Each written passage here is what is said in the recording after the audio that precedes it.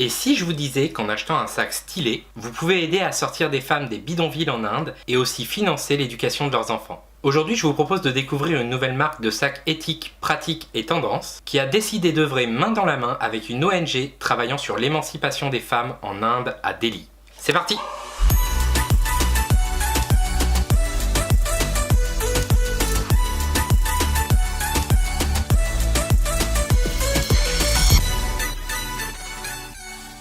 Entre 1994 et 2010, l'Inde a connu un véritable développement du travail féminin avec la création de 9 millions d'emplois d'après l'Organisation internationale du travail.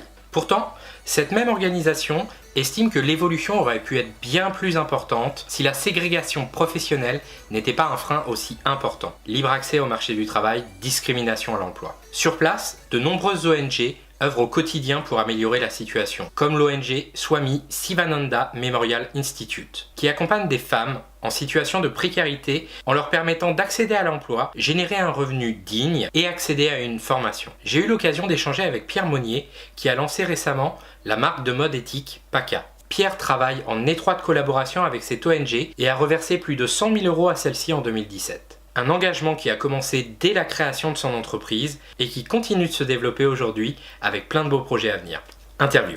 Pierre Monnier, vous êtes le fondateur de PACA, une jeune marque de sacs éthiques, pratiques et tendances. Vous êtes aussi le fondateur de Hinbag, une entreprise sociale qui propose des sacs textiles personnalisables. Comment est-ce qu'on passe d'un master en marketing à justement l'univers de la mode éthique entre Paris et Delhi en Inde? Alors, c'est une bonne question parce qu'à vrai dire, je ne me voyais pas du tout dans la mode éthique ou la mode tout court à la base. Et en fait, ce sont des opportunités et surtout une rencontre avec l'ONG à New Delhi qui m'ont amené à faire ce que je fais aujourd'hui. Cette rencontre, en fait, je la dois à une personne qui, au hasard d'un dîner, m'a présenté l'ONG. Moi, j'avais un projet professionnel à faire avec mon école. Et en fait, il m'a proposé cette ONG dans laquelle il a fait une mission humanitaire, ça a aidé des femmes en Inde, etc.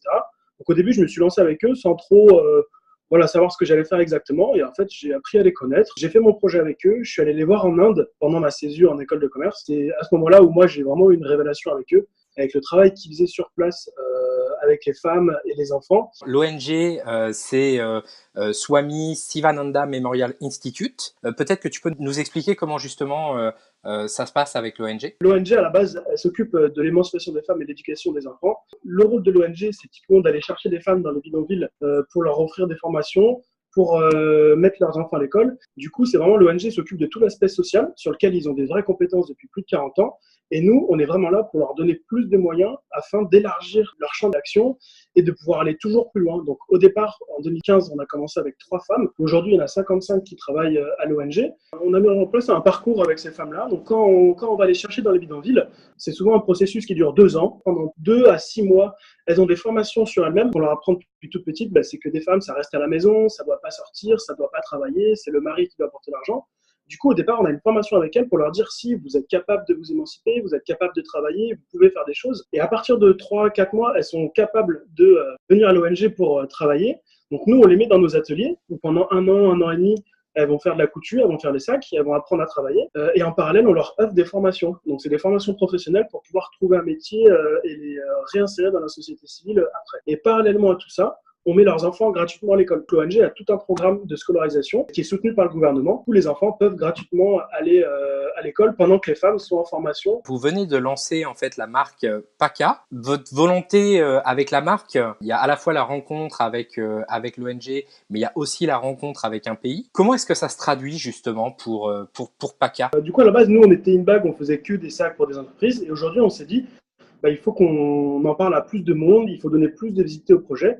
Et du coup, on a décidé de créer des produits à plus forte valeur ajoutée, donc des véritables sacs à dos qui répondent à des standards de qualité plus importants que le tote bag et le sac publicitaire. Et du coup, on a créé PACA. C'est 3 sacs à dos. Donc, on a le Daily, où c'est un petit sac à dos féminin qui est pratique. C'est un sac à dos de tous les jours, avec des petites poches et une contenance assez importante.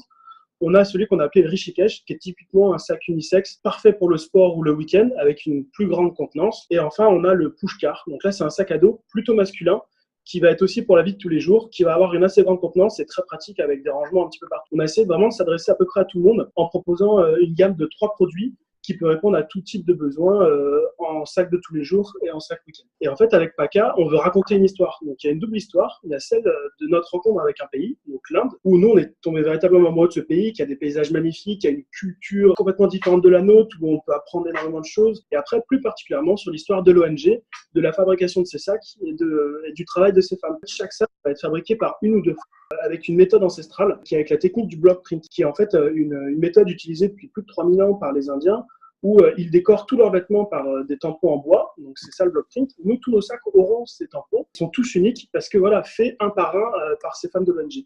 En 2013, voilà, le monde était stupéfait avec l'effondrement du Rana Plaza. Alors ça s'est passé bien sûr pas en Inde, mais au Bangladesh. Néanmoins, ça levait le voile quand même sur la réalité et les conséquences de la fast fashion. Est-ce que, en étant sur place, vous voyez les choses évoluer localement pour la condition des travailleurs de cette industrie textile? Il est assez difficile de répondre parce qu'il y a tellement d'acteurs que c'est difficile de se dire bon, il y a un vrai changement, il y a quelque chose. Moi, ce que je sais, clairement, c'est qu'il y a quand même une prise de conscience assez globale, à la fois du consommateur, mais aussi du producteur. Le consommateur cherche de plus en plus, et nous, on le voit très bien avec InBag, de plus en plus à consommer plus responsable. Et du coup, aussi, le producteur, il élargit ses gammes de produits avec des produits qui sont à plus haute valeur ajoutée, qui respectent plus l'environnement ou les conditions de travail. Si on avait fait le projet il y a 10-15 ans, on n'aurait pas tenu, dans le sens où on n'aurait pas trouvé l'offre non plus à Delhi. Là-bas, le fait qu'on demande de plus en plus de responsables d'équitable, les producteurs, clairement, ils entendent bien ça. Et je pense que c'est qu'un début et que petit à petit, ça va mettre très longtemps à changer. Mais nous, on le sent déjà, il y a quand même une prise de conscience de réels progrès qui sont en train de se faire là-bas et rapidement. Cet univers, en fait, de la mode éthique, il est complexe et il n'est pas toujours simple à appréhender pour le consommateur. Comment est-ce que vous vous situez sur cette démarche? Alors moi, je comprends tout à fait. C'est vrai que le consommateur, il a de quoi être un peu perdu entre tout ça. Nous, on a un positionnement qui est hyper clair. Notre objectif, c'est d'aider une ONG de femmes défavorisées de façon totalement transparente. On va reverser entre 30 et 40% du prix du produit directement à l'ONG. Donc cet argent, il va servir pour le salaire des femmes, pour l'éducation des enfants. Elles sont payées 3 fois le salaire normal, enfin minimum de là-bas. Elles ont des cours où elles sont prises en charge pour être formées. Donc c'est ce qu'on fait exactement. Mais nous, on essaie d'aller un petit peu plus loin, d'aider une ONG à s'insérer dans un processus économique viable qui va lui permettre d'élargir ses champs d'action et de devenir complètement indépendant des dons qui sont trop fluctuants et trop irréguliers pour pouvoir avoir des projets sur le long terme. Par exemple, on va pouvoir ouvrir une école en janvier 2019, qui va nécessiter, en gros, c'est un don de 22 000 €. Donc maintenant, tout est prêt. On va pouvoir faire ce don-là en janvier 2019 et qui va permettre à 120 élèves d'avoir une éducation gratuite là-bas. C'est ça qui est le plus stimulant dans tout ce qu'on fait, parce que l'impact, il est visible là-bas, mais il est visible aussi chez nous, parce qu'on va pouvoir recruter en France. Nous, on devient le premier acteur économique de l'ONG. On l'aide vraiment à se développer. Du coup, on fait des projets comme ensemble. L'ONG est beaucoup moins dépendante des dons. Et du coup, nous, on leur assure pour au moins les 6 prochains mois, la prochaine année, des revenus minimum réguliers et assez importants, ce qui leur permet du coup d'avoir des projets à plus long terme. Dans le cadre du lancement de la marque PACA, vous êtes en pleine organisation d'une campagne de précommande sur Ulule. Vous pouvez nous en dire plus? On a décidé de faire appel au système de prévente sur Ulule. Donc tout simplement, on va proposer nos produits à tarif préférentiel, histoire de pouvoir financer les premières productions. Vu qu'on se lance sur des produits à plus forte valeur ajoutée, ça demande beaucoup plus de moyens financiers pour créer tous les prototypes, créer les produits, les premières productions. Ça va nous permettre de pouvoir aussi communiquer, donc pour que les gens puissent voir que on lance un projet social, pouvoir attirer un peu les médias, de pouvoir attirer pourquoi pas des partenaires. Donc cette campagne de crowdfunding, ça sert vraiment à rassembler notre communauté qu'on avait un peu construite avec InBag, de pouvoir l'élargir avec PACA, et après on va essayer de sortir toujours plus de produits pour pouvoir répondre à plus de demandes et pour pouvoir toujours embaucher plus de femmes et continuer dans cette voie-là. Merci beaucoup à Pierre d'avoir bien voulu répondre à nos questions. Si vous souhaitez en savoir plus sur PACA et découvrir cette nouvelle marque de sacs éthiques, pratiques et tendances, vous trouverez tous les liens dans la description.